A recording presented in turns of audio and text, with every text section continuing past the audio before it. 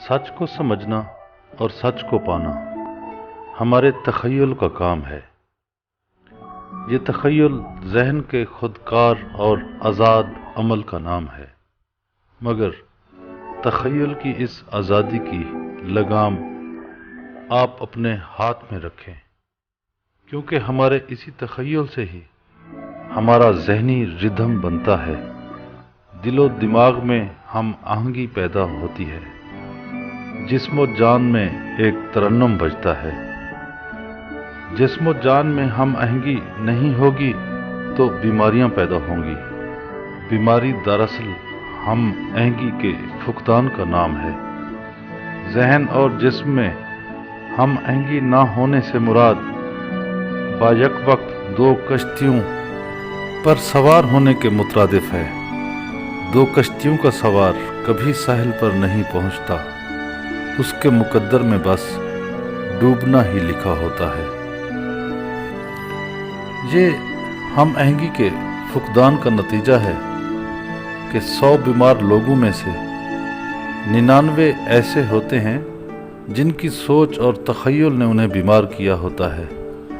ज़हन और जिस्म चूँकि एक दूसरे का आईना है। ज़हन अगर जिस्म को कमांड भेजता है, जिस्म को ये बताता है कि तुम बीमारी में मुब्तला हो, तो इंसानी जिस्म उस मर्ज में मुब्तला होना शुरू हो जाता है। यूं गलत सोच और मनफी तख़य्युल बीमार करता है, मगर अच्छी सोच और मुस्बत तख़य्युल बीमारियों के खिलाफ एक ढाल है। मुस्बत सोच और तख़य्युल से बीमारियों का खुद ब खुद इलाज हो जाता है। बस सोच और तख़य्युल में दुरुस्तगी से ही हम बीमारियों से बचाव कर सकते हैं।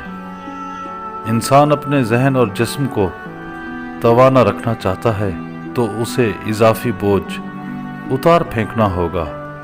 इंसान जैसी लतीफ़ तख्लीक को किसी चिंगची रिक्शा बनाने से बचाना होगा।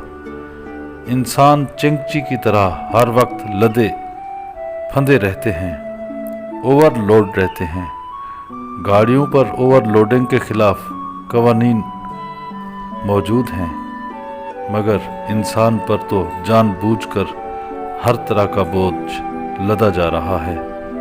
बिलाखिर ये ओवरलोडिंग इंसान को असाबी तनाव, मायूसी, तंग नज़री, शिद्दत पसंदी जैसे मुहलिक असरात का शिकार बनाकर बीमार कर देती है।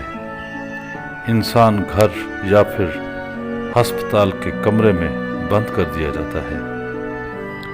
अगर सेहतमंदी चाहिए तो फिर अपने जिस्म के सुरताल का ख्याल रखना सीखें। ज़हन में इंतशार पैदा करने वाली वजूहात को ढूंढें और अपने तख़य्युल को अपने ज़ेर असर रखें। यूँ आपका तख़य्युल आपके दिलो दिमाग में बीमारियों के वसवसे उभार नहीं सकेगा, क्योंकि बीमारी को भुलाने की कोशिश करना भी उतना ही अहम है जितना कि अपनी सेहत का ख्याल रखना।